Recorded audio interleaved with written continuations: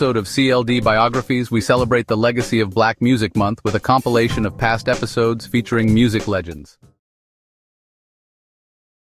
This girl became a teenage music sensation and survived an illegal marriage criticism, but ended up dying in a fatal plane crash.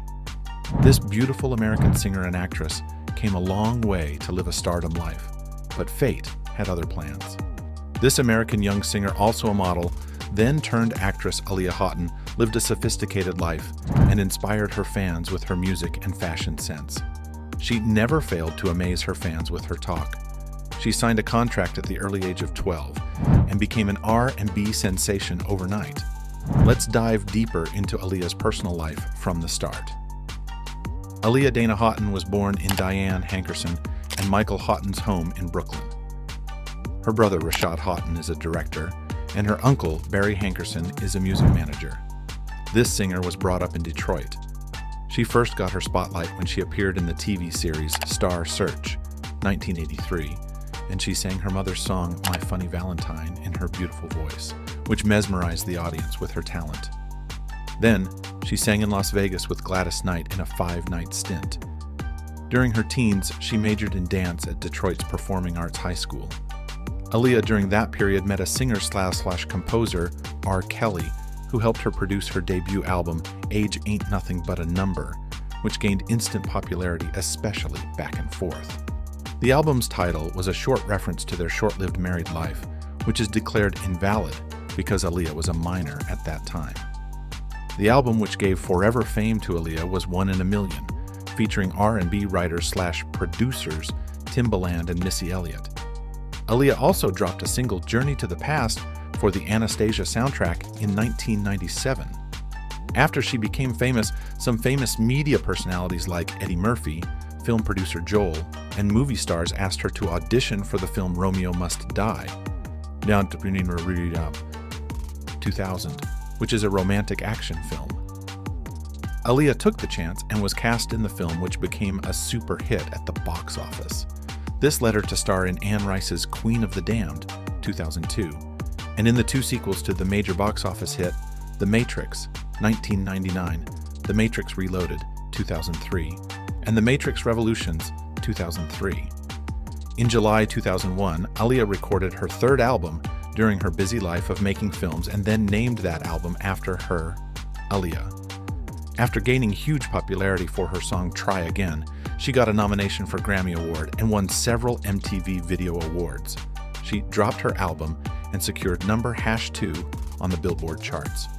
She took a flight to the Bahamas to film a video for her song Rock the Boat in Abaco Island in August 2001. The video was directed by a music video director, Hype Williams, known for his style and witty personality.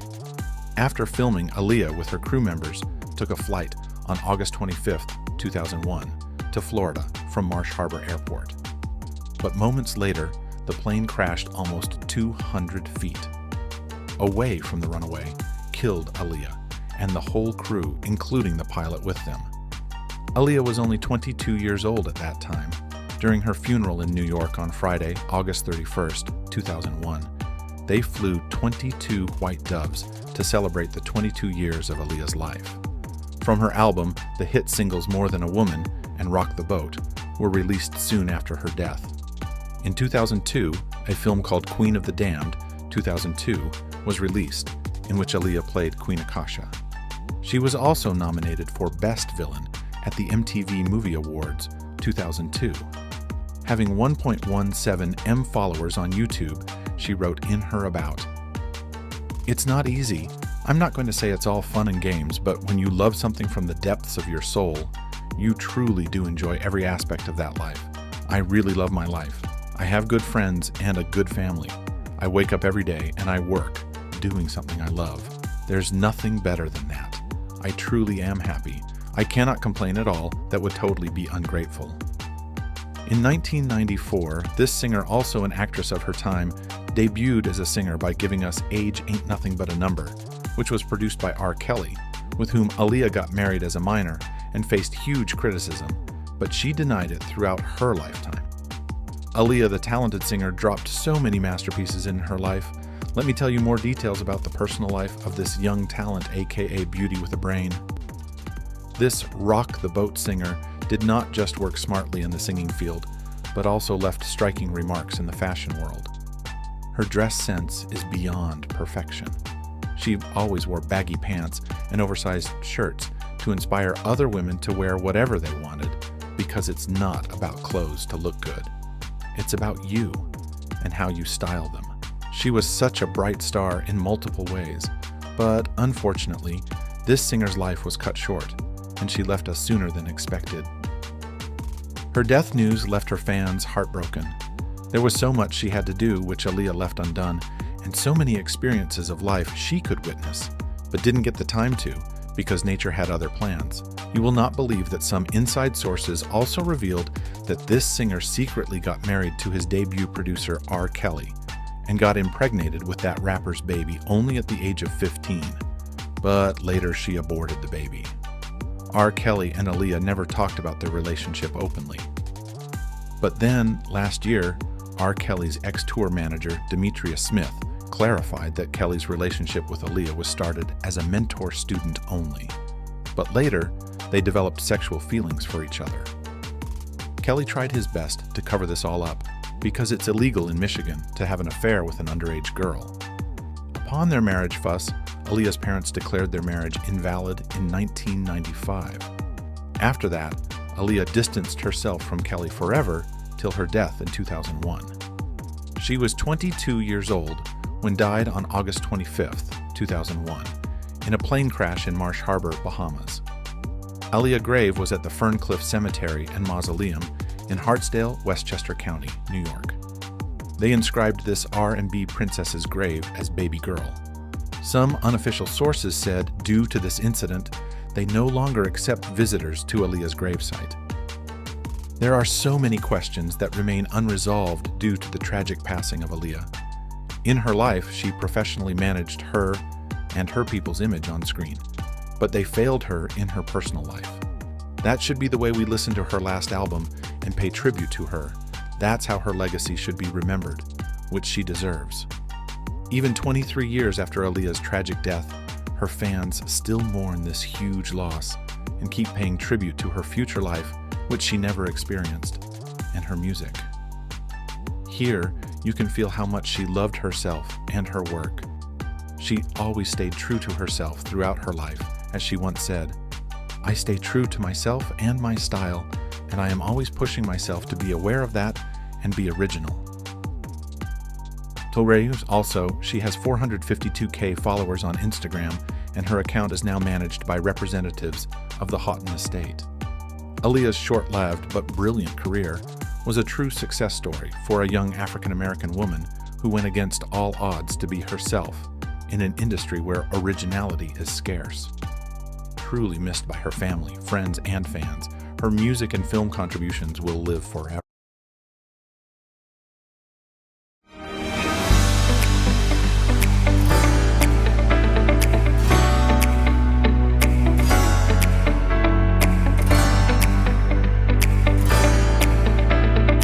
Beyoncé Giselle Knowles, the iconic music queen, was born on September 4, 1981, in Houston, Texas. Right from the start, it was clear she was meant for something big in the entertainment world. Beyoncé's love for music began when she was very young, growing up in a family that loved the arts. Her parents, Tina and Matthew, played a big role in supporting her passion. Tina has roots in Louisiana Creole, and Matthew worked as a Xerox sales manager. The seeds of Beyoncé's remarkable talent began to sprout when she was quite young. She first showcased her impressive singing abilities at St. John's United Methodist Church and St. Mary's Montessori School. At the tender age of 7, she left a lasting impression by winning a talent show with a soul-stirring rendition of John Lennon's Imagine. As she progressed through Parker Elementary School and later attended the High School for the Performing and Visual Arts, Beyoncé's dedication to her craft continued to blossom. At 8 years old, Beyoncé, along with Latavia Roberson, formed the group Destiny's Child, setting the stage for her future stardom.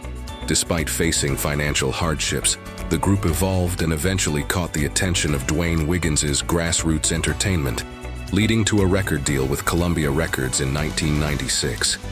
Destiny's Child became a big deal in 1997 with their first major song, No No No, and their debut album in 1998.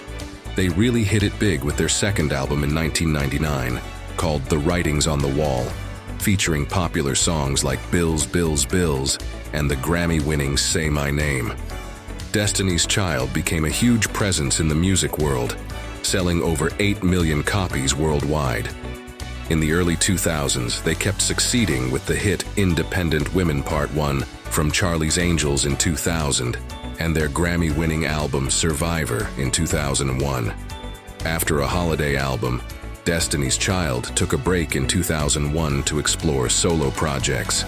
This allowed Beyoncé to try acting in movies like Austin Powers in Goldmember and The Fighting Temptations. In 2002, Beyoncé's personal and professional life mixed when she worked with Jay-Z on the song '03 Bonnie and Clyde. People started wondering about their relationship after the music video, and they quietly got married in April 2008. By April 2014, the couple had sold a whopping 300 million records together. They faced public scrutiny and talked about struggles in their marriage, including a sad miscarriage around 2010 or 2011. Beyoncé coped with it through her music and surprised everyone by announcing her pregnancy during her MTV VMA performance in 2011. Their daughter, Blue Ivy, was born on January 7, 2012. Rumors about Jay-Z's possible infidelity came up after Beyoncé's 2016 album Lemonade, making their relationship more complicated. Beyoncé confirmed her second pregnancy on Instagram in 2017 and introduced twins Rumi and Sir on June 13, 2017. In a September 2018 Vogue issue, the singer opened up about her pregnancy journey, giving a glimpse into her personal life. Beyoncé has had an enormous impact on the music world, selling over 200 million records globally, including 60 million with Destiny's Child. She's the individual with the most Grammy Awards, winning 32 times.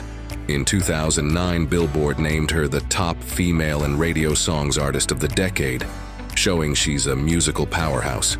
Beyoncé's not just about music. Her humanitarian efforts have earned her prestigious awards like the Honorary Mother of the Year in 2014, GLAAD Vanguard Award in 2019, and BT Humanitarian Award in 2020. In 2010, Beyoncé took charge of her career by creating Parkwood Entertainment, an entertainment company based in New York City. It's named after a street in Houston where Beyoncé used to live. Parkwood Entertainment covers her ventures in music, movies, videos, and fashion. Originally focusing on video and film production, the company has grown into a powerhouse, releasing albums like her self-titled fifth studio album, 2013, Lemonade 2016, and The Carters' Everything Is Love 2018. Beyoncé hasn't just made her own mark, but has also been crucial in helping new talent grow. Her company, Parkwood Entertainment, signed artists like Chloe X Halle, who even performed at Super Bowl Live in February 2019. This shows Beyoncé's dedication to supporting the next generation of artists. In 2021, Beyoncé kept getting recognition, winning the Top Touring Artist Award at the Pollstar Awards and being inducted into the Black Music and Entertainment Walk of Fame. She's not only a big deal in music, but also beyond, as seen in her acknowledgement on the BBC Radio 4 Woman's Hour Power List. Beyoncé's journey, starting as a young girl with a dream in Houston and becoming a global icon, is proof of her amazing talent, resilience, and commitment to making a lasting impact in the entertainment world.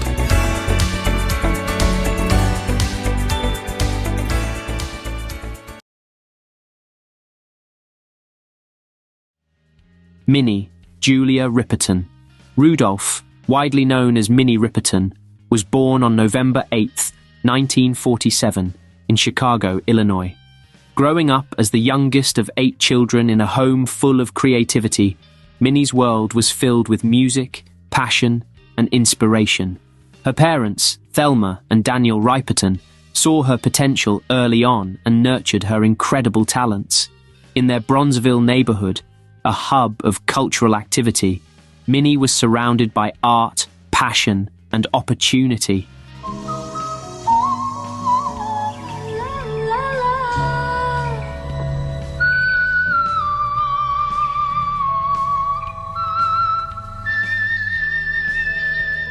From a young age, Minnie was already different.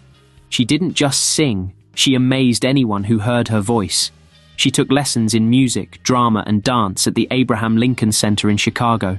While her teachers noticed her skills in ballet and modern dance, it was her voice that truly stood out. By high school, Minnie was performing with the Hyde Park a cappella choir, leaving audiences speechless. At just 15 years old, she joined a girl group called the Gems, stepping into the world of professional music. In 1963, the Gems signed with Chess Records, one of the most influential music labels of the era. For a young singer like Minnie, this was a dream come true. Working with Chess Records gave Minnie the chance to sing backup for some of the greatest artists in music history, including the legendary Etta James and Chuck Berry. Imagine being a teenager and having your voice featured alongside such icons. These experiences didn't just give Minnie confidence, they helped her develop the signature style and range that would make her a true star. During this time, Minnie also explored her own musical identity. Under the stage name Andrea Davis, she began performing solo and experimenting with her sound. Even though the Gems didn't achieve major commercial success, the group gave Minnie valuable experience that she carried into her future endeavors. By 1967, Minnie's career took another turn. After the Gems disbanded, she joined Rotary Connection, a band that combined psychedelic soul with rock and orchestral elements. Rotary Connection stood out in the late 1960s for its bold, genre-blending music, and Minnie's voice quickly became the heart of their sound. The band released multiple albums between 1967 and 1971, attracting a devoted fan base. Though they didn't dominate the mainstream charts, Rotary Connection was ahead of its time, and Minnie's captivating performances became their defining feature. As Rotary Connection wrapped up, Minnie began focusing on her solo career. In 1970, she released her debut album, Come to My Garden.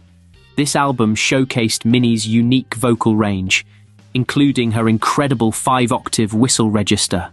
Critics praised the album for its beauty and intricate arrangements.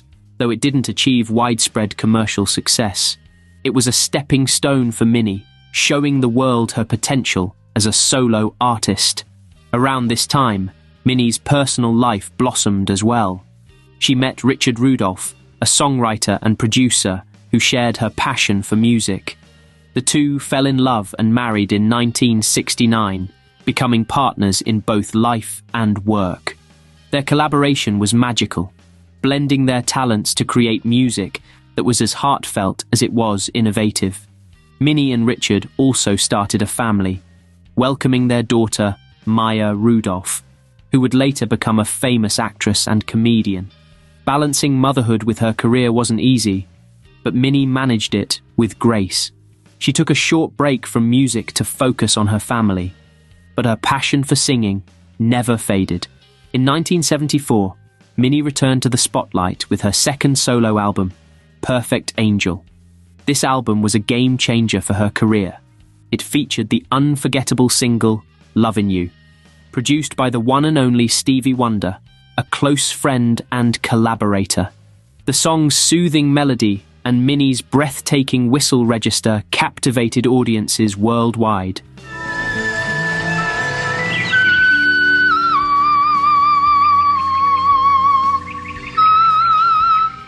In April 1975, Lovin' You reached #1 on the Billboard Hot 100, becoming an international hit. What made Lovin' You even more special was its personal connection. Minnie wrote the song as a lullaby for her daughter Maya, and you can hear her daughter mentioned in the lyrics. This heartfelt touch added a layer of intimacy that resonated with listeners, making the song a timeless classic.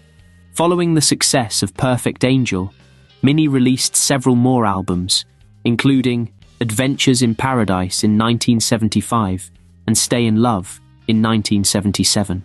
While these albums didn't achieve the same level of commercial success as Perfect Angel, they showcased Minnie's versatility and creativity.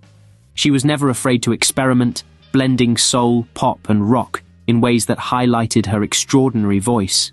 But just as Minnie's career was reaching new heights, she faced a life-changing challenge. In January 1976, she was diagnosed with breast cancer. Doctors delivered devastating news. The cancer had already spread, and they gave her only 6 months to live. Minnie's response: she fought back with courage and determination. In April 1976, she underwent a radical mastectomy, a difficult procedure at the time. But Minnie didn't stop there. She chose to speak openly about her battle with cancer, breaking the silence surrounding the disease. At a time when few people talked about breast cancer, Minnie used her platform to raise awareness and inspire others to seek help. Her bravery didn't go unnoticed. In 1977, she received the Courage Award from the American Cancer Society, an honor presented by President Jimmy Carter. Minnie's advocacy for breast cancer awareness made a lasting impact, offering hope to countless people facing similar struggles. Even as her health declined, Minnie remained dedicated to her music. In 1979, she released her final studio album, Minnie. This album was deeply personal, reflecting her journey and emotions. Minnie poured her heart into every song, creating a legacy that continues to inspire. On July 12, 1979, Minnie Riperton passed away at just 31 years old. Her death was a profound loss, but her influence on the music world remains undeniable. Lovin' You is still celebrated as one of the greatest songs of all time, most beautiful songs ever recorded, and her groundbreaking work opened doors for Black women in music. Minnie proved that artistry has no limits, and that a voice, when used with passion, can touch millions. Minnie's legacy lives on in many ways. Her daughter Maya Rudolph often speaks about her mother's influence and the lessons she learned from her. Minnie's music continues to inspire new generations of artists, and her advocacy for breast cancer awareness has saved countless lives. Minnie Riperton's story is one of resilience, love, and courage. She faced incredible challenges, but never let them dim her light. From her unforgettable voice to her fearless advocacy, Minnie showed the world what it means to leave a lasting legacy. Her music reminds us of the power of art, and her journey proves that even in the face of adversity, the human spirit can create something extraordinary.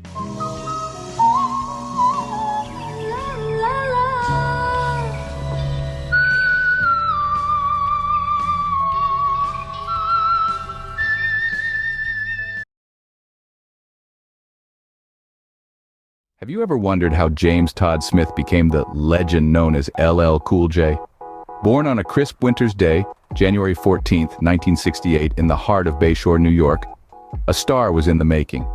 Young James Todd Smith found solace in music, his passion echoing through the walls of his grandparents' home in Queens, where he crafted his first demo tapes. But how did James Todd Smith transform into LL Cool J? Let's delve into that. The transformation from James Todd Smith to LL Cool J wasn't a sudden change, but a journey. A journey that began in earnest in 1984, when an ambitious young James inked his first record deal with the then up-and-coming Def Jam Records.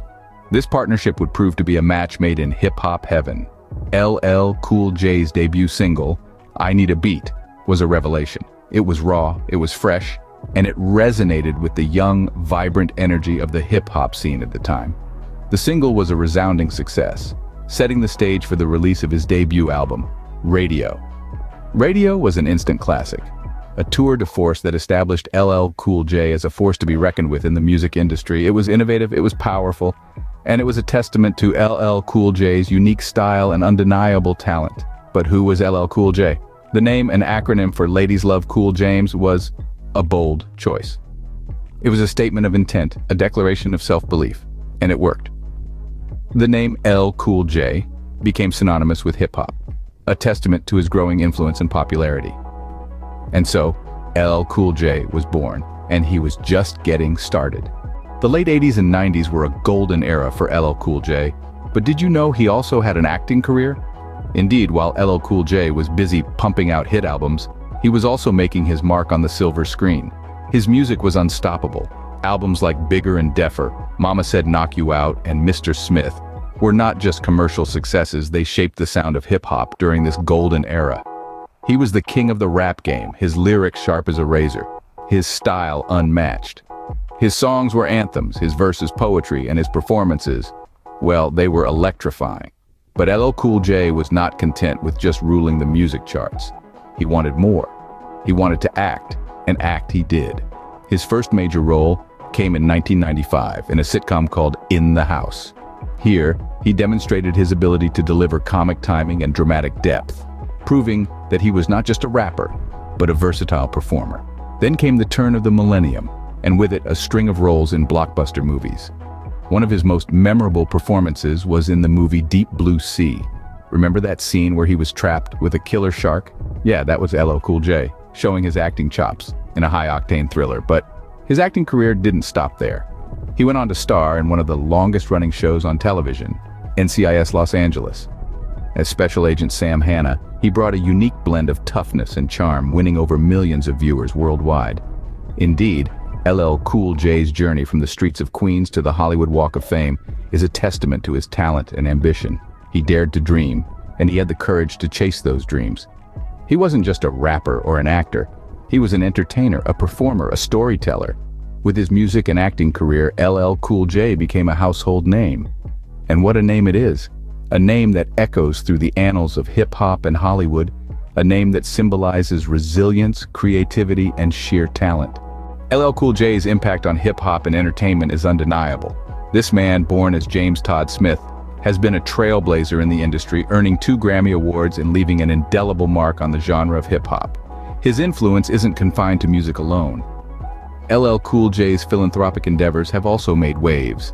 Through his Jumpin' Ball community camp, he's been able to give back to his hometown of Queens, New York, providing opportunities for young people to engage in sports and other enriching activities. But it doesn't stop there. He's continued to stay relevant in the entertainment industry, not just as a musician, but as an actor, author, and entrepreneur. His journey from a young boy in Queens to a legendary artist and actor is a testament to his talent, hard work, and dedication. From James Todd Smith to LL Cool J, he has created a legacy that will forever be a part of hip-hop history. Mahalia Jackson. 20th century recording artist Mahalia Jackson, known as the Queen of the Gospel, is revered as one of U.S. history's most significant musical figures. Jackson was brought up in a strict religious atmosphere. Her father's family included several entertainers. However, she was forced to confine her musical activities to singing in the church choir and listening secretly to recordings of Bessie Smith and Ida Cox and Enrico Caruso. When she was 16, she went to Chicago and joined the Greater Salem Baptist Church Choir, where her remarkable contralto voice soon led to her selection as a soloist. Jackson first came to wide public attention in the 1930s, when she participated in a cross-country gospel tour singing such songs as, "He's Got the Whole World in His Hands," and "I Can Put My Trust in Jesus." In 1934, her first recording, "God Gonna Separate the Wheat from the Tares," was a success, leading to a series of other recordings. Jackson's first great hit, "Move On Up a Little Higher," appeared in 1945. It was especially important for its use of the vamp, an indefinitely repeated phrase, or chord pattern, that provides a foundation for solo improvisation. All the songs with which she was identified, including "I Believe," "Just Over the Hill," "When I Wake Up in Glory," and "Just a Little While to Stay Here," were gospel songs, with texts drawn from biblical themes and strongly influenced by the harmonies, rhythms, and emotional force of blues.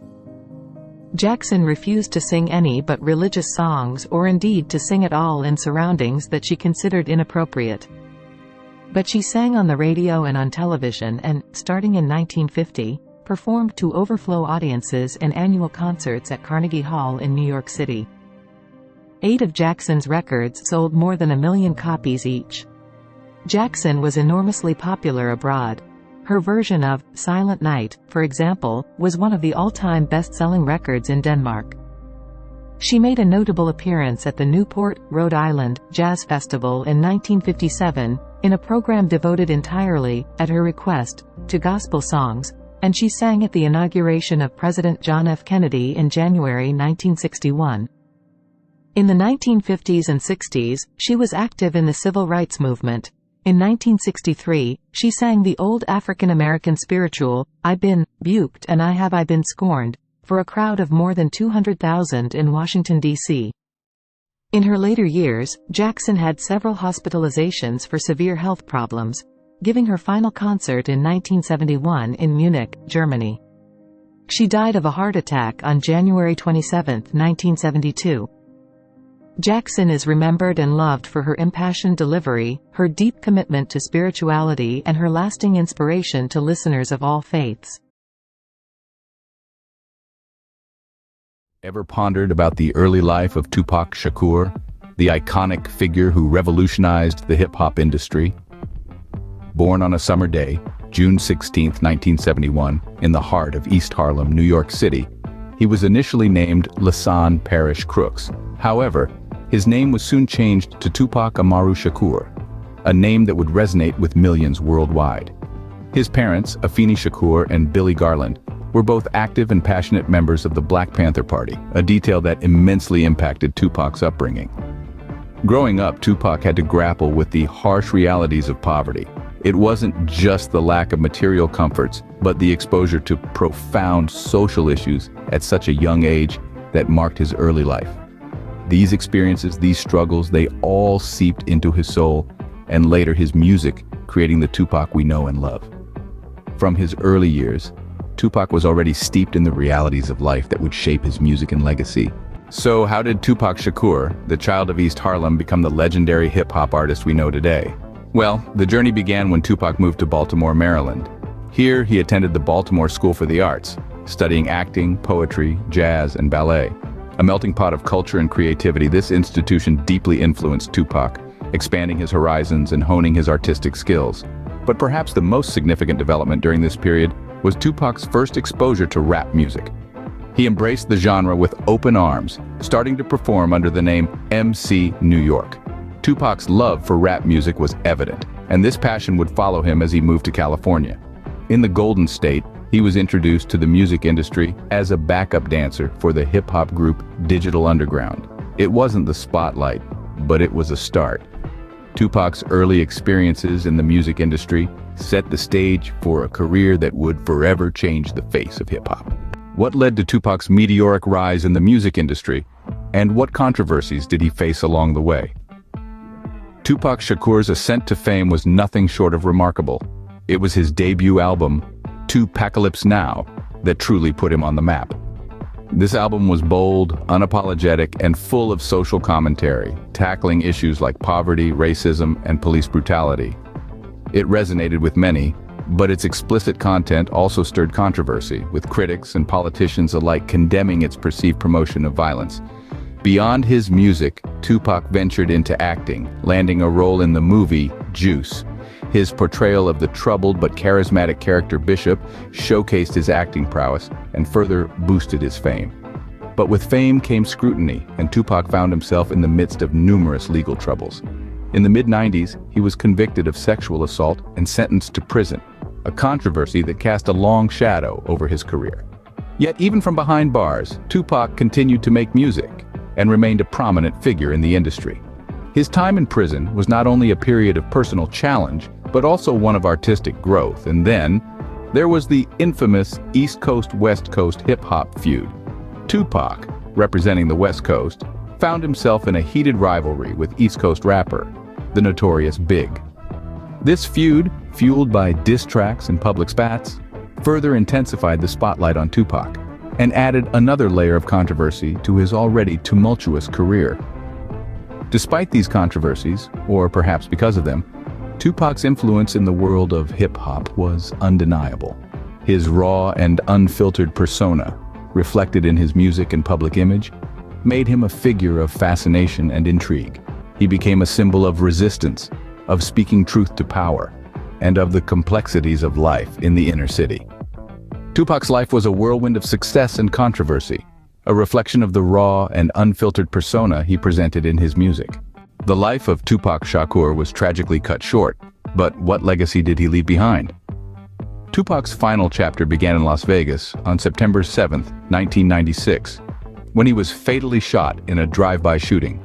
6 days later, he succumbed to his injuries. To this day, his murder remains unsolved, shrouded in mystery and spawning a myriad of conspiracy theories. But Tupac's story didn't end there. His music lived on, achieving even greater success posthumously.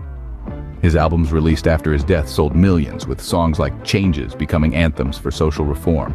His lyrical prowess, raw honesty, and distinctive voice influenced scores of future rappers, shaping the sound of hip-hop for generations. Tupac's legacy transcends music. He became a symbol of resistance, a voice for the voiceless, inspiring millions to challenge the status quo. Though Tupac's life was short, his impact on the world of music and beyond continues to resonate, cementing his place as one of the most influential figures in hip-hop history. Ever wondered how a young boy from Brooklyn became one of the most influential figures in hip-hop? This tale begins in the heart of New York, during the 70s and 80s, where the boy who would become the notorious Big, Christopher George LaTorre Wallace, was born and raised. The vibrant city, pulsating with rhythm and rhyme, was his playground, sparking an early interest in music. As a child, he was drawn to the raw, unfiltered language of the streets, the potent beats of rap music resonating with his own experiences. His life was not without struggle.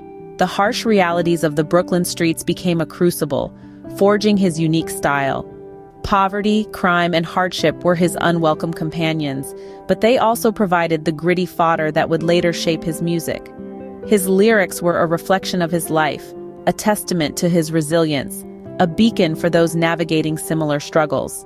From the rough streets of Brooklyn, a star was about to rise. In a world where success stories often seem unattainable, Biggie's journey to fame defied the odds. He burst onto the hip-hop scene in the early 90s, an era defined by its fierce competition and innovative styles. Yet Biggie, born and raised in Brooklyn, New York, stood out from the crowd. He was different. He was unique. His first album, Ready to Die, dropped in 1994, and it took the world by storm. It was raw, emotional, and brutally honest, a reflection of Biggie's own life experiences. The album's success was unprecedented, and it catapulted Biggie into the limelight. Suddenly, he was not just a rapper from Brooklyn. He was the notorious Big, a household name in the hip-hop community and beyond. But what truly distinguished Biggie was his lyrical prowess. His rhymes were intricate and thought-provoking, filled with vivid imagery and clever wordplay. He had a knack for storytelling, for painting pictures with words that resonated with people from all walks of life. Moreover, Biggie's influence extended beyond his music. He was instrumental in shaping the East Coast hip-hop scene, setting the stage for a new wave of artists who would follow in his footsteps. He was a trendsetter, a leader, a beacon of hope for those who dared to dream. Biggie's meteoric rise was just the beginning of a legacy that would change the face of hip-hop forever. But with fame and success came trials and tribulations. As Biggie's star rose higher, he was plunged into a world of personal struggles and controversy. The East Coast-West Coast hip-hop feud, a rivalry that defined 90s hip-hop, saw Biggie as a key player against rival and former friend Tupac Shakur. His lyrics were often interpreted as fuel on the fire of this bitter conflict. Simultaneously, Biggie was wrestling with his own demons. The fame, the fortune, it wasn't a salve for the scars of his past. It was during these trying times that Biggie crafted his second album, Life After Death. This album was a reflection of his struggles, his experiences. It was raw, it was real, and it resonated with listeners in a way that few albums ever have. But just as his career was reaching new heights, tragedy struck. In March of 1997, Biggie was taken from us. His life ended far too soon. His death sent shockwaves through the music industry. The world mourned the loss of a lyrical genius, a man who had used his words to paint vivid pictures of life in the streets of Brooklyn. Yet, even in death, Biggie's influence did not wane.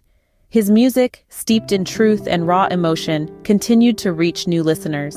He became more than a man. He became a symbol, a beacon for those who found solace in his words. Despite his life being cut tragically short, Biggie's music continued to resonate with fans around the world. They say legends never die, and in Biggie's case, this couldn't be more true.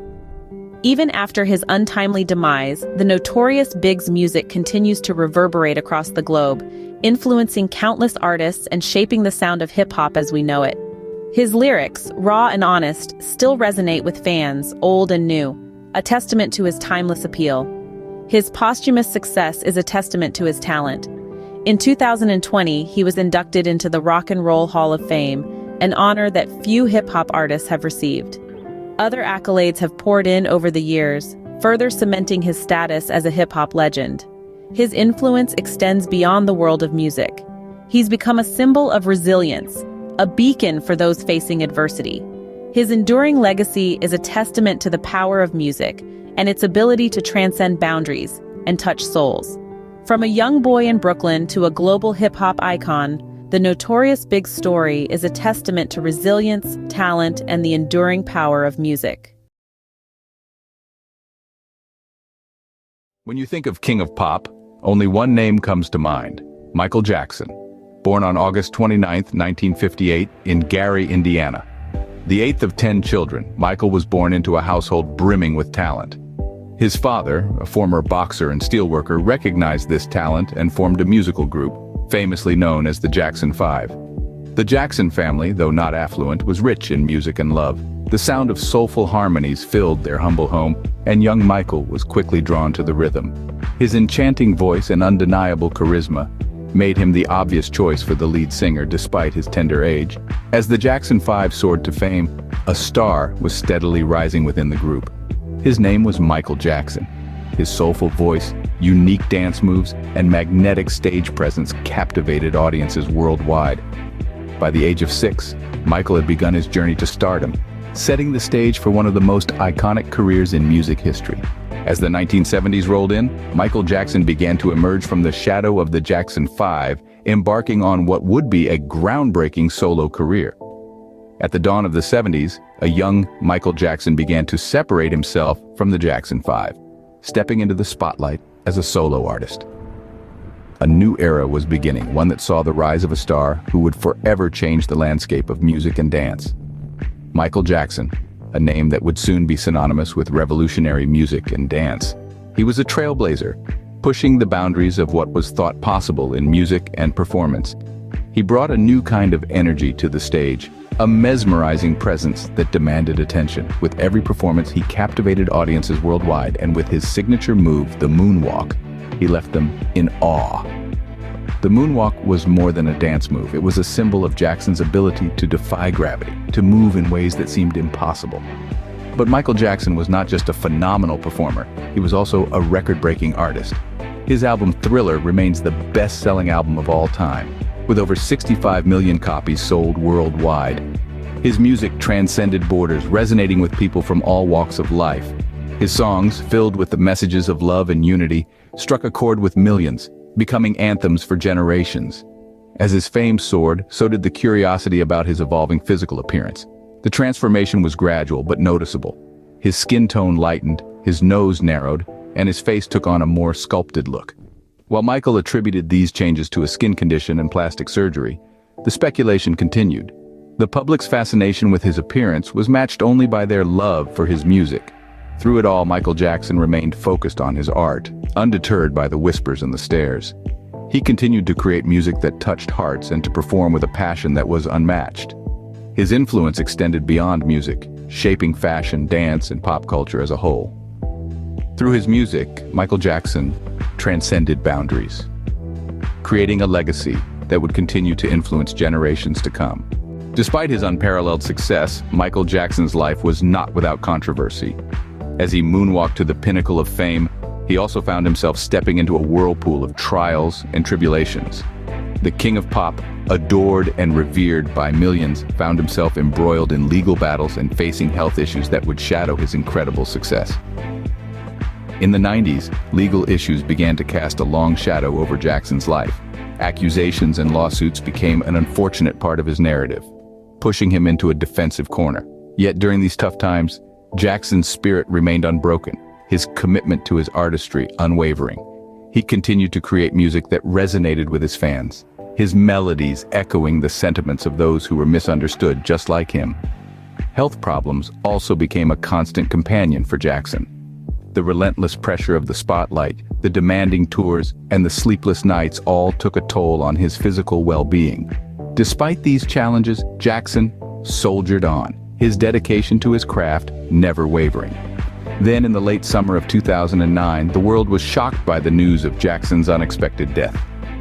The king of pop, who had ruled the hearts of millions around the globe, was suddenly gone. The loss was as monumental as the man himself, leaving fans and fellow artists in a state of disbelief. But as the saying goes, legends never truly die. And so it is with Michael Jackson. His music continues to live on, his songs still played and cherished by old and new fans alike. His influence permeates the music industry, with artists across genres drawing inspiration from his work. Michael Jackson, the king of pop, left behind a legacy that continues to inspire artists worldwide, reminding us that in the face of adversity, music can unite us.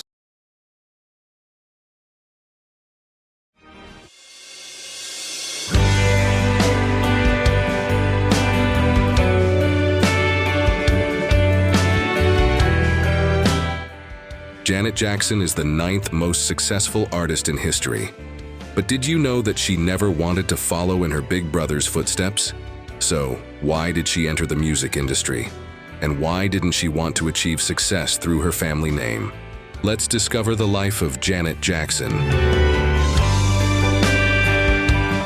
Janet Jackson, the youngest of the Jackson family, was born on May 16, 1966, at St. Mary's Mercy Hospital in Gary, Indiana. The Jacksons, a family of 9 children, lived in a busy household in Encino, California, with lots of animals, including a giraffe, chimpanzee, llama, snakes, sheep, deer, dogs, and a parrot. Janet, being the youngest, took care of these animals, even keeping the key to their cages on her earring.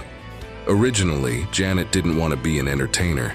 She dreamed of becoming a racehorse jockey after spending time with animals.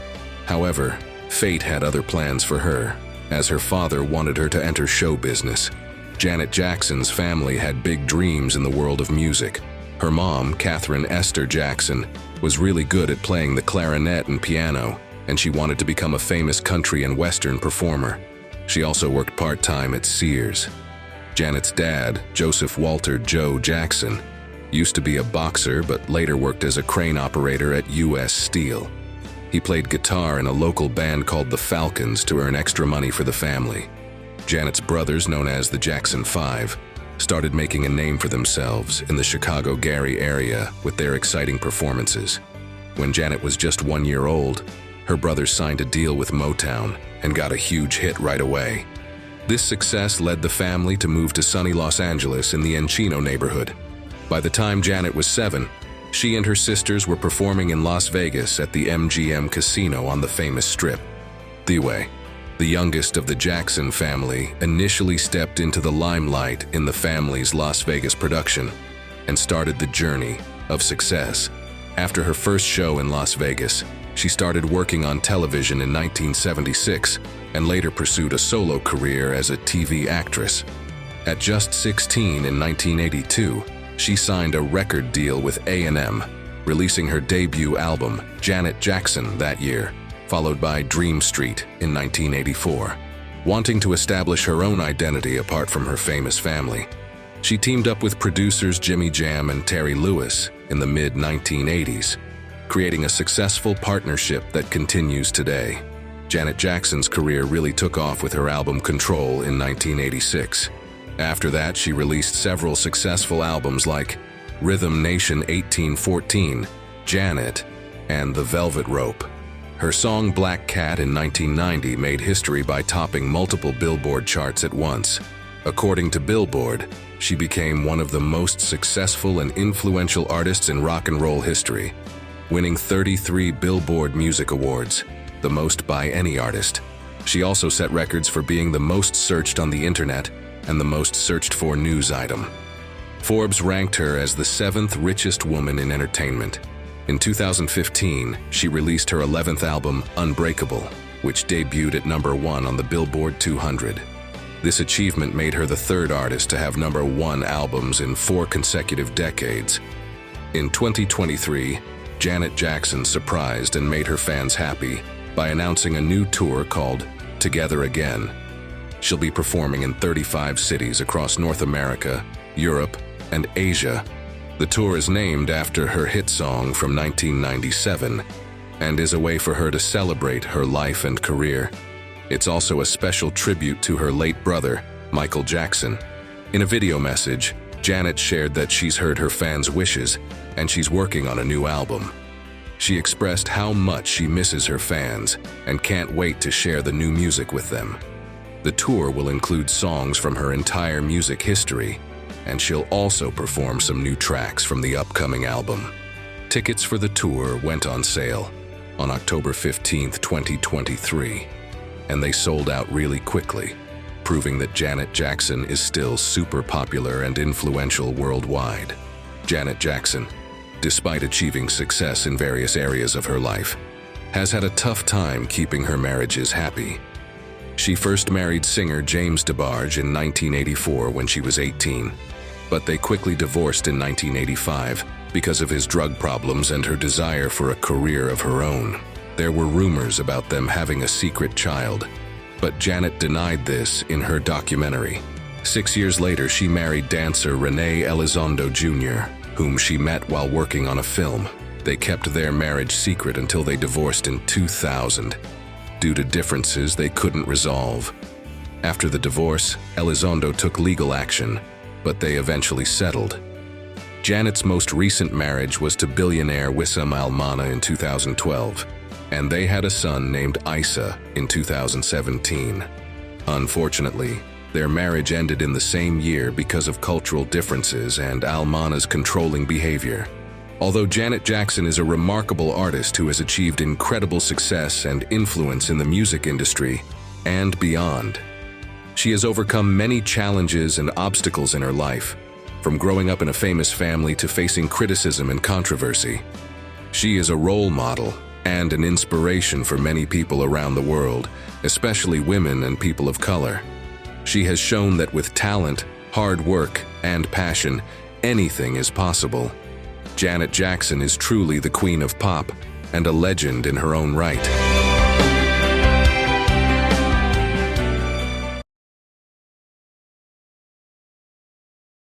He had the voice that could melt hearts and fill arenas.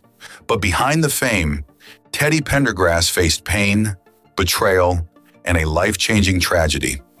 From church choirs to sold-out concerts, his journey is full of moments that will surprise you. The story of Teddy Pendergrass is one of pure determination, raw talent, and the kind of resilience that can turn tragedy into triumph.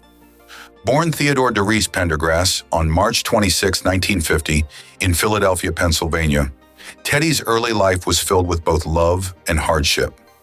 Raised by his mother, Ida Geraldine, after his father, Jesse, left when Teddy was just a child, Teddy learned early on what it meant to overcome obstacles. The pain of losing his father in 1962, when Teddy was only 11 years old, shaped his character and his deep connection to music and faith. Growing up in North Philadelphia, Teddy's musical journey started before he could even walk. By the age of 2.5, he was already singing in church, and by the time he was 10, he had been ordained as a junior minister. It was clear that music and faith would be the foundation of his life. His mother, who had suffered multiple miscarriages before Teddy was born, poured all her energy into nurturing his talents. Teddy was a star in the making, and his musical abilities bloomed early on. He sang in the school choir, including the prestigious Philadelphia Boys Choir, and taught himself to play the drums at 13. But it wasn't until Teddy saw Jackie Wilson perform live that his passion for music truly took hold. The electrifying stage presence of Wilson was enough to convince Teddy that music was his calling. Inspired by legends like James Brown, Otis Redding, Nat King Cole, and Frank Sinatra, Teddy's style began to take shape, a combination of smooth soul, powerful vocals, and emotional depth. Teddy's professional music career kicked off when he became a drummer for local bands, including the Cadillacs. But it was in 1970 when fate took a turn. He was recruited by Harold Melvin to play drums for the Blue Notes, a move that would change his life forever. When the group's lead singer left, Teddy's powerful baritone voice was discovered during a rehearsal. Melvin, recognizing the star in Teddy, made him the lead vocalist, and the Blue Notes were forever changed. The group signed with Philadelphia International Records in 1971, and under the direction of the legendary Kenny Gamble and Leon Huff, they began to release hits. Their debut album introduced the soulful single, "I Miss You," which became a fan favorite. But it was their follow-up hits that truly cemented their place in music history. Songs like "If You Don't Know Me By Now," "The Love I Lost," "Bad Luck," and "Wake Up Everybody" didn't just top the R&B charts. They crossed over to the mainstream, making Teddy a household name. However, behind the success, tensions brewed within the group. As Teddy's star continued to rise, a rift formed between him and Harold Melvin, largely due to disputes over money and recognition. By 1976, Teddy made the bold decision to step out on his own and embark on a solo career. In 1977, Teddy Pendergrass released his self-titled solo album. The album was an instant hit, featuring songs like "I Don't Love You Anymore" and "The More I Get, the More I Want," both of which showcased his ability to blend sensual ballads with powerful performances. Teddy quickly became a solo superstar, known for his smooth, deep voice and his magnetic stage presence. His For Women Only shows were legendary, and he became a sex symbol in the R&B world. Between 1977 and 1981, Teddy released a string of successful albums that only solidified his place in music history. Albums like "Life is a Song Worth Singing," "Teddy," "TP," and "It's Time for Love" were packed with hit songs such as "Close the Door," "Turn Off the Lights," "Come Go With Me," and "Love TKO." These tracks became timeless classics, loved by fans for their rich production and Teddy's passionate delivery. He was nominated for Grammy Awards and became one of the first African-American artists to achieve consistent crossover success, selling out arenas and even owning his own private jet at the height of his fame. But just when it seemed that Teddy Pendergrass had it all, tragedy struck. On March 18, 1982, while driving his Rolls-Royce in Philadelphia, Teddy lost control of the car, resulting in an accident that left him paralyzed from the chest down. This was a devastating blow, not only physically but emotionally. Suddenly, Teddy had to face an uncertain future in music. Would he still be able to perform? Would he ever return to the stage? Despite the overwhelming odds, Teddy's strength and determination shone through. After an intense year of rehabilitation, he made a triumphant return to the music world. In 1984, he released the album Love Language, which included the hit duet Hold Me with a then-unknown Whitney Houston. The album sold over 2 million copies, marking Whitney's first appearance on a record and proving that Teddy still had the power to captivate audiences.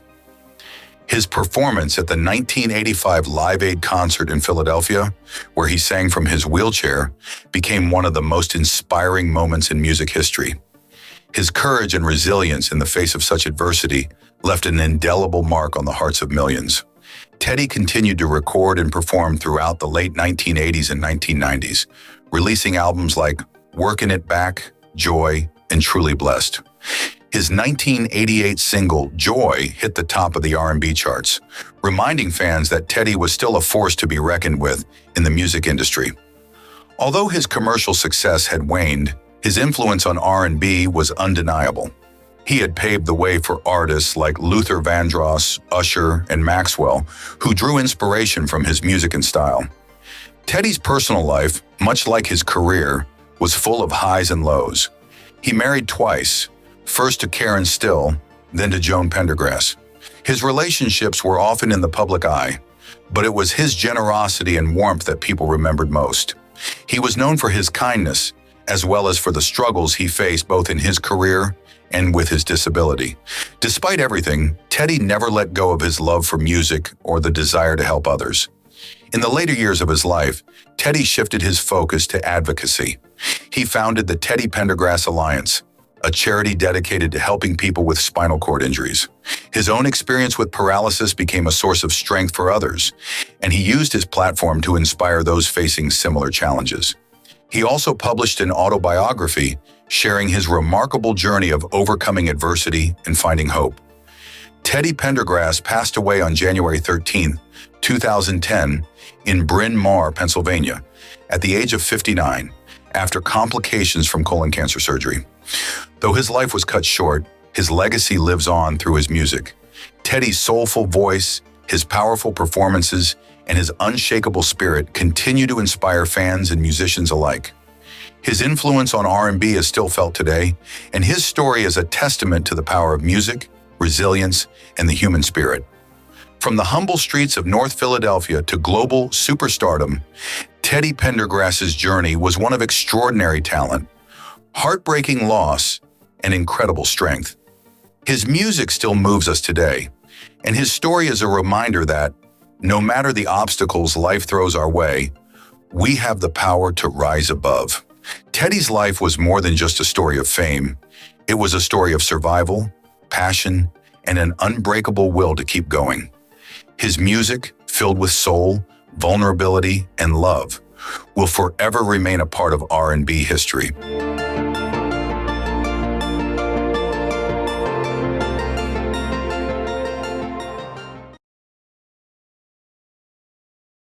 Ever wondered what fueled the genius of Prince, the musical icon who dared to bend norms and left an indelible mark on the world of music?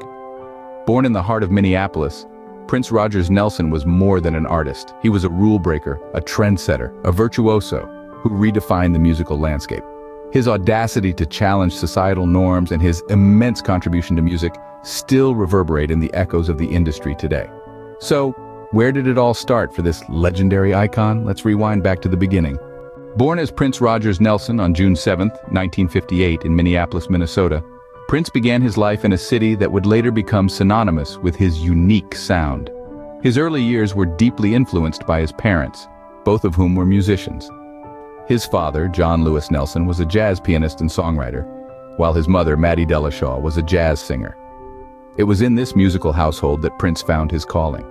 During his high school years, his musical talent began to blossom. Prince formed his first band, Grand Central, with his cousin and friend, showcasing his prowess as a multi-instrumentalist. His passion and dedication to his craft led to the release of his debut album, For You, at the tender age of 19. A blend of funk, R&B, soul, and pop, the album was a glimpse into the innovative artist Prince was destined to become. This was just the beginning, and little did the world know that this young man from Minneapolis was about to revolutionize the music industry. From his debut album, Prince went on to produce a series of groundbreaking albums, each one surpassing the other in creativity and innovation. His third album, Dirty Mind, was a fusion of funk, new wave, and pop, showcasing his ability to blend genres seamlessly. Then came 1999 Tour, a double album that pushed the boundaries of pop music. It was audacious, bold, and it changed the game. But Prince was only getting started. He took it a step further with Purple Rain, a behemoth of an album that became a cultural milestone. It was a perfect storm of rock, pop, and R&B, and it catapulted Prince to international stardom. But Prince wasn't just about the music. His unique style, his flamboyant stage presence, and his fearless approach to his art made him a trendsetter and a cultural icon. He was unapologetically himself, and it resonated with people all over the world. Purple Rain didn't just earn Prince legions of fans, it also won him an Oscar for Best Original Song Score. And he didn't stop there. He continued to innovate with albums like Sign of the Times, proving that he was a force to be reckoned with in the music industry. Prince was not just a musician, he was a phenomenon, a force of nature that swept across the globe. Prince's sudden departure on April 21, 2016, shocked the world, but his legacy lives on, influencing and inspiring generations of musicians. The man who broke barriers, defied conventions, and left an indelible mark on the music industry continues to inspire us today. His music wasn't just a collection of notes and lyrics. It was a powerful narrative of love, life, and the human condition. His songs, filled with infectious energy and raw emotion, touched the hearts of millions, transcending boundaries of culture, language, and age. Prince wasn't just an extraordinary musician, he was a trailblazer, an innovator. He expanded our understanding of what music could be, blending elements of rock, pop, soul, funk, and R&B to create a sound that was uniquely his. From the pulsing beats of When Doves Cry to the haunting melody of Purple Rain, Prince's music is timeless, resonating with audiences even today. But Prince's legacy extends beyond his music. He was a philanthropist, quietly supporting causes close to his heart. He championed the rights of artists, fought for creative freedom, and advocated for equality. His philanthropic efforts, often done without fanfare or public acknowledgement, demonstrated his profound commitment to making the world a better place. In recognition of his contributions to music, Prince was posthumously inducted into the Rock and Roll Hall of Fame, a well-deserved accolade for a man who dedicated his life to his craft, pushing boundaries and challenging the status quo. Prince's influence is still felt today, in the music of artists who grew up listening to his songs, in the countless musicians who cite him as an inspiration, and in the fans who continue to cherish his music. Every chord, every lyric, every performance is a testament to his talent, his passion, and his unwavering belief in the power of music. Prince may have left us, but his music, his audacity, and his undying spirit continue to resonate, reminding us to always dare to be different, to challenge norms, and to keep the music playing.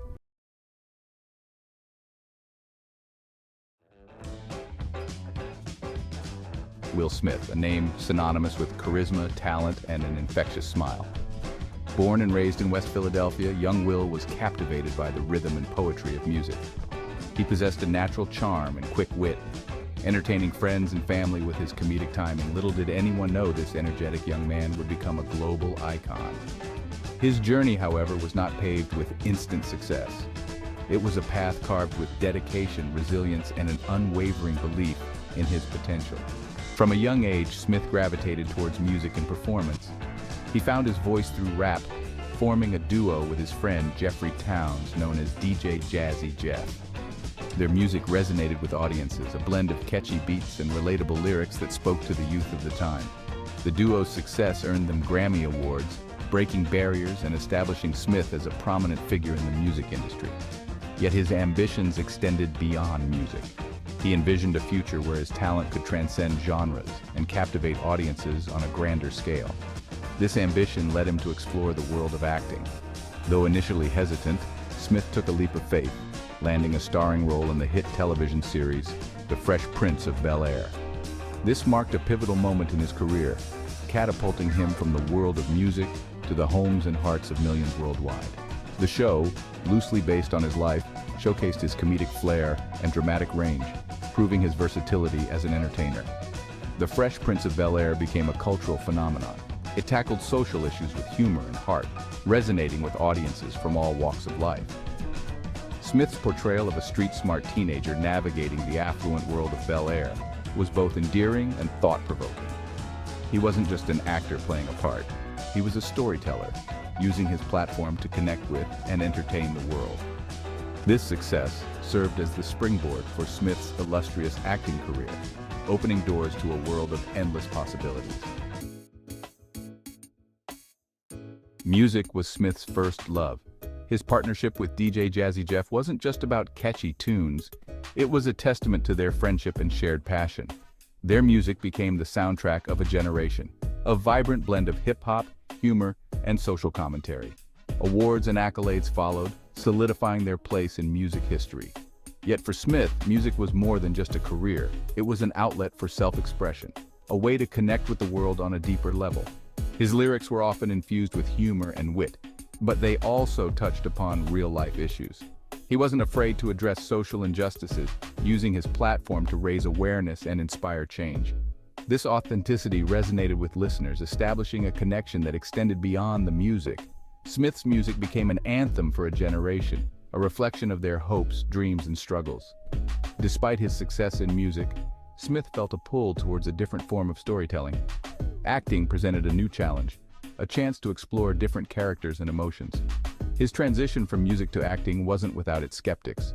Some doubted his ability to shed the persona of the Fresh Prince and embody diverse roles. Yet, Smith was determined to prove his mettle, to showcase his range and depth as an artist. He approached acting with the same dedication and passion that he had for music. He immersed himself in his craft, studying acting techniques and seeking guidance from seasoned veterans. His hard work and commitment paid off. Smith's performances were met with critical acclaim, proving his versatility and silencing the doubters. He effortlessly transitioned between comedic and dramatic roles, captivating audiences with his charisma and undeniable talent.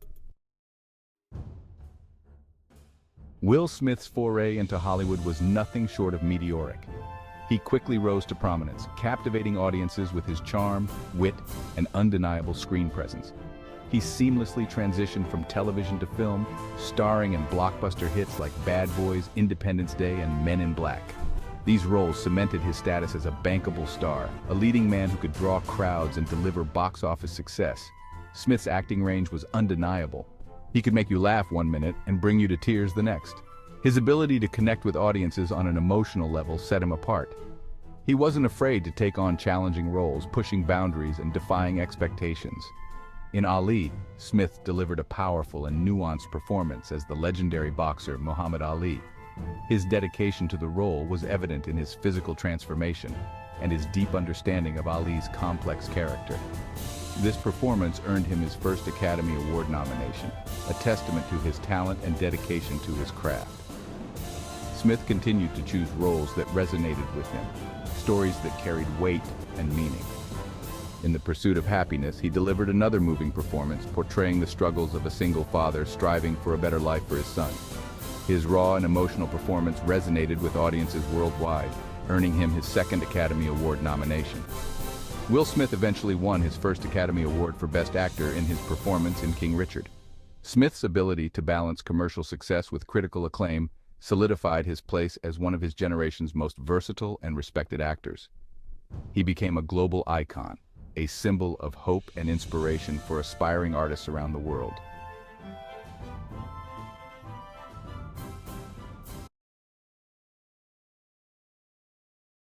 Did you ever wonder what it takes to become a music legend like Whitney Houston? Those captivating notes, the soulful voice, the unforgettable melodies. They didn't just happen overnight. The enigma of Whitney Houston has always been shrouded in a veil of mystique and wonderment. The tale of her life is a symphony of highs and lows, a melody that resonates with us all. So are you ready to dive into the enigma? Well, prepare to journey through the life of one of the greatest vocalists of all time. Whitney Houston, born on August 9, 1963 in Newark, New Jersey, came from a family deeply rooted in music. Her lineage was steeped in melody. Her mother, Cissy Houston, a notable gospel singer, her cousins Dionne and Dee Dee Warwick, renowned soul artists, and her godmother, the Queen of Soul herself, Aretha Franklin. It was as if music ran in her veins, a birthright she was destined to carry forth. Young Whitney first tasted the divine nectar of music in the sanctity of her church. At just 11 years old, she took center stage, delivering her first solo performance. The church walls reverberated with her powerful voice, a voice that carried the promise of greatness. It was there, amidst the pews and under the watchful eyes of her family, that Whitney's journey into music began. Even as a child, Whitney had a voice that could make the angels weep. In the early 1980s, Whitney began her journey to stardom. A young woman with a voice as clear as a bell and as powerful as a roaring tempest, Whitney Houston was destined for greatness. It was Clive Davis, the music industry magnate, who first recognized her remarkable talent. He was so moved by her voice that he wasted no time in signing her to Arista Records, setting the wheels of destiny in motion. Her debut album, released in 1985, was met with rave reviews and commercial success. It was a beacon, a shining testament to her exceptional talent and the promise of what was yet to come. But it was her second album, aptly named Whitney, that catapulted her to unprecedented heights. With this album, she carved her name in the annals of music history, becoming the first female artist to debut at #1 on the Billboard charts. A feat previously thought to be unattainable, Whitney shattered the glass ceiling with her powerful voice and unwavering determination. Her music was a symphony, a harmonious blend of pop, soul, and gospel that resonated with audiences worldwide. She was no longer just Whitney, the girl from New Jersey with a dream. She was Whitney Houston, the global superstar with a voice that touched hearts. and moved souls. But as we all know, Whitney Houston was now a global superstar. But fame often comes with a price. Despite her success, Whitney's personal life was filled with struggles. Her marriage to fellow music star Bobby Brown was a roller coaster of emotion, marked by public scandal and personal turmoil. This union, often played out in the media's unrelenting spotlight, was a storm Whitney found herself battling both in and out of the public eye. Alongside these marital troubles, Whitney was wrestling with a more personal demon: substance abuse, a struggle that would persistently gnaw at her health, her career, and her life. The once radiant star was gradually dimming, her health declining as the years rolled on. Tragically, in 2012, Whitney's flame was extinguished far too soon, a loss that echoed around the globe, shaking the very foundations of the music world. Whitney Houston, the music legend, left us too soon, but her music and legacy continue to live on. Whitney Houston's impact on music and culture is immeasurable. Her powerful voice and emotive performances have been the guiding light for countless aspiring singers. Her influence seeps into the very fabric of music, transcending genres and generations. From the soul-stirring ballads to the dance-pop anthems, Whitney's music continues to resonate, never losing its luster. She broke records and shattered glass ceilings, becoming the most awarded female artist of all time. Yet it was not just about the accolades. Whitney's music was a heartfelt expression of her journey, her joys, and her struggles. And this authenticity is what truly touched the hearts of millions. In 2020, her legacy was further cemented with a posthumous induction into the Rock and Roll Hall of Fame, a testament to her enduring impact. Whitney Houston, a woman who used her voice to touch millions, continues to inspire future generations, reminding us all that we will always love. Sean Combs, also known as Diddy, a prominent music producer, rapper, and entrepreneur, is currently facing federal charges related to sexual misconduct along with multiple associated lawsuits. Sean Combs, born November 4th, 1969 in New York City, is an American rapper, record producer, actor, and fashion designer who built a massive entertainment empire in the 1990s. In 2023, he became the subject of multiple lawsuits accusing him of rape, physical abuse, and sex trafficking. These allegations led to his arrest in September 2024. Following an indictment by a grand jury. Sean Love Combs, originally born Sean John, was raised by his mother after his father's murder in 1974.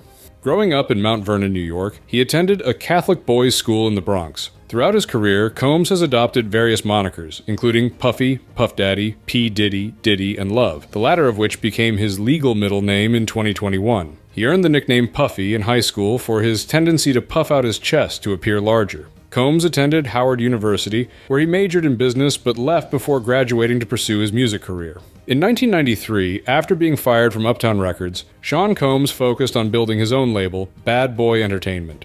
He soon discovered and formed a close bond with Christopher Wallace, known as Biggie Smalls, who performed as the Notorious Big. By 1994, Wallace had become a rising star in the rap scene, and Combs secured a $15 million deal to move Bad Boy to Arista Records, solidifying his reputation as a top rap impresario and entrepreneur. Following the tragic murder of his friend Biggie Smalls in 1997, Sean Combs recorded the tribute song I'll Be Missing You, which dominated the Billboard Hot 100 for 11 weeks. The success of the single propelled his debut album, No Way Out, 1997, to platinum status. According to Nielsen SoundScan, No Way Out became the third best-selling album of 1997, with over 3.4 million copies sold in the US. The following year, both the single, I'll Be Missing You, and the album won Grammy Awards, Best Rap Performance by a Duo or Group and Best Rap Album, respectively.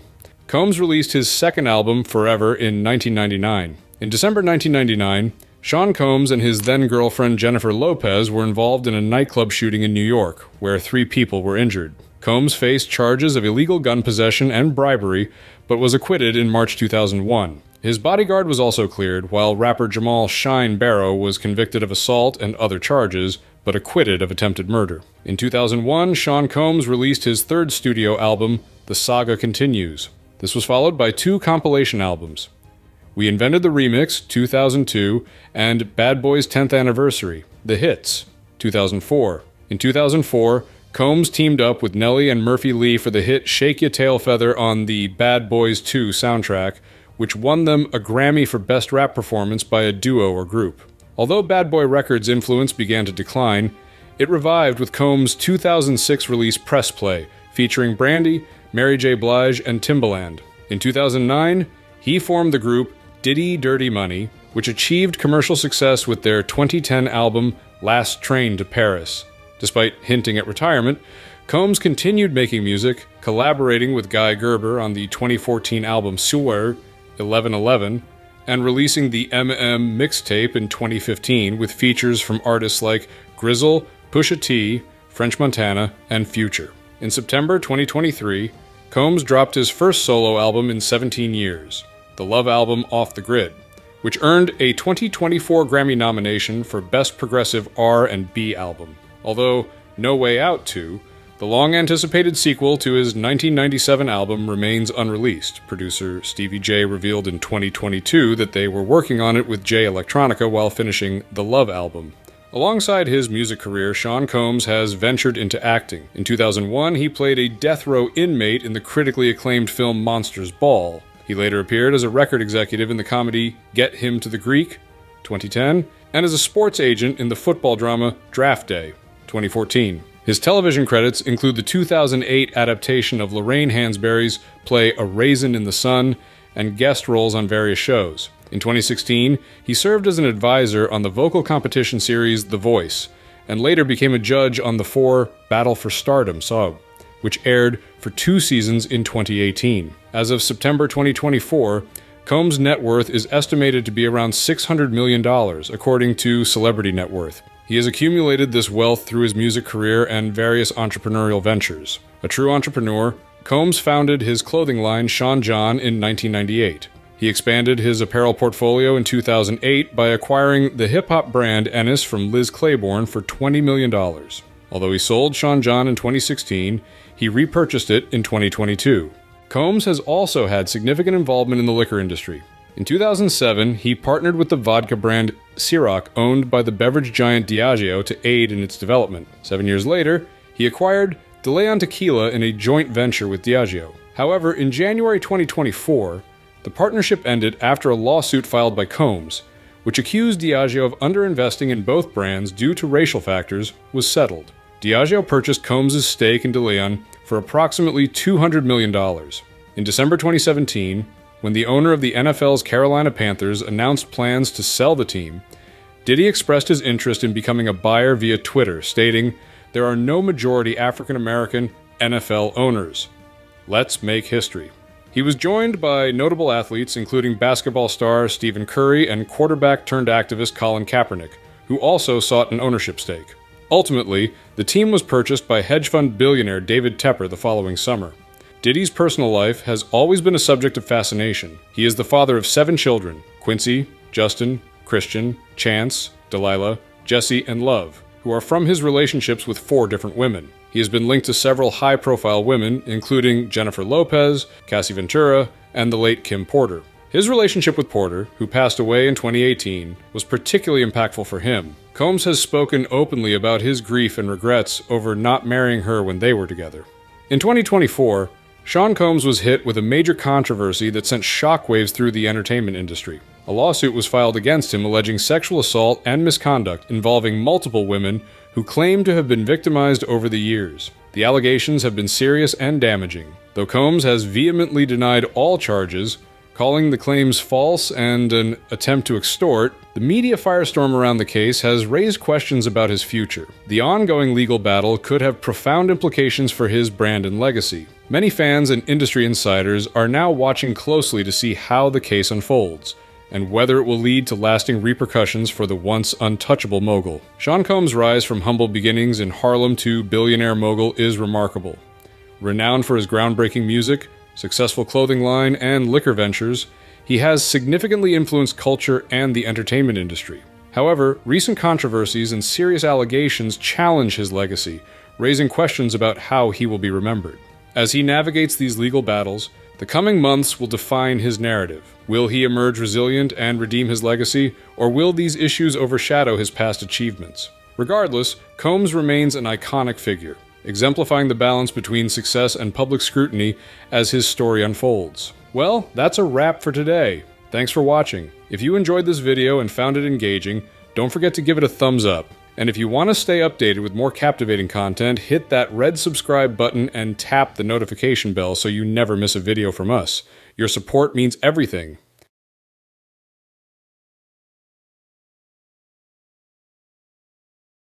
Ever wondered how Usher Raymond, a boy from Dallas, Texas, became a world-renowned superstar?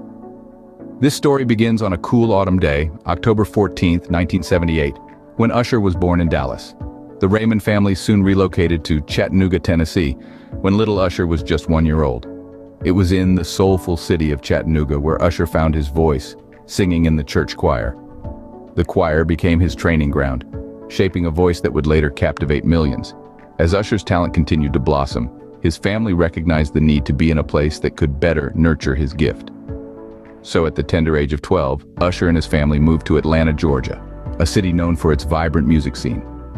In Atlanta, young Usher set out to pursue his dream of a career in the music industry. So that's how a young Usher started his journey to stardom, not knowing what the future held. Can you guess who spotted Usher's talent and gave him his big break? That's right, it was none other than LaFace Records co-founder, L.A. Reid. It all started when Usher, just 14 years old, stood before Reid, heart-pounding, ready to showcase his talent. This pivotal audition marked the beginning of Usher's journey to stardom. In 1994, Usher released his debut album, aptly titled Usher. It was a proud moment, but the album didn't quite hit the mark, at least not as much as everyone had hoped. This led to Usher's return to high school, a return to normalcy, if you will. But don't be mistaken, this wasn't a step back, it was a stepping stone, a moment to regroup. Did this initial stumble deter Usher? Not in the least. His determination remained unscathed. Despite the initial stumble, Usher was far from done. In fact, he was just getting started. So how did Usher go from a kid with a dream to a global superstar? Well, it all began with his second album, My Way. Released in 1997, it quickly gained traction, propelling Usher into the spotlight. Among the hits in the album, there was one that truly stood out, Nice and Slow. This smooth ballad not only stole the hearts of millions, but also landed Usher his first Billboard Hot 100 #1 hit. However, Usher wasn't content to stop there. He continued to ride the wave of success, and 2001, he released another album, 8701. This album too was met with critical acclaim and commercial success, further cementing Usher's status in the music industry. But it was his 2004 album Confessions that truly catapulted Usher onto the global stage. With its raw and heartfelt tracks, Confessions resonated with fans worldwide. It sold over 20 million copies globally, becoming one of the best-selling albums of the decade. This album wasn't just about numbers, though. It was a testament to Usher's talent, versatility, and hard work. It was the album that transformed Usher from a successful artist to a global superstar. And just like that, Usher had become a household name, admired by fans worldwide. What has Usher been up to since reaching the pinnacle of his career? Well, let's dive right in. After his meteoric rise to stardom, Usher didn't just rest on his laurels. He spread his wings into the world of acting, proving his versatility and drawing acclaim for his compelling performances. His diverse roles, from television dramas to Broadway musicals, have showcased his expansive talent beyond the recording studio. And who could forget his stint as a coach on the popular TV show The Voice? Usher brought his years of experience and wisdom to aspiring singers, fostering the next generation of musical talent. This was not just a job for him, but a chance to give back to the community that had given him so much. Usher's music career, of course, has never been on the back burner. He continues to charm the world with his soulful voice and electrifying performances, constantly pushing the boundaries of his art and redefining his sound. Away from the limelight, Usher also dedicates his time and resources to philanthropy. His generous contributions and active involvement in various charitable organizations reflect his commitment to making a difference in the world. Usher's legacy in the music industry is far from over. His resilience, his evolving music styles, and his passion for his craft continue to inspire and influence countless other artists. From a young boy in the choir to a global superstar, Usher's story is a testament to the power of dreams, hard work, and perseverance. Thank you for tuning into CLD Takes. For more videos such as this and the biographies, please subscribe to the channel and click on the bell to receive notifications for new videos. Till then, see you next time.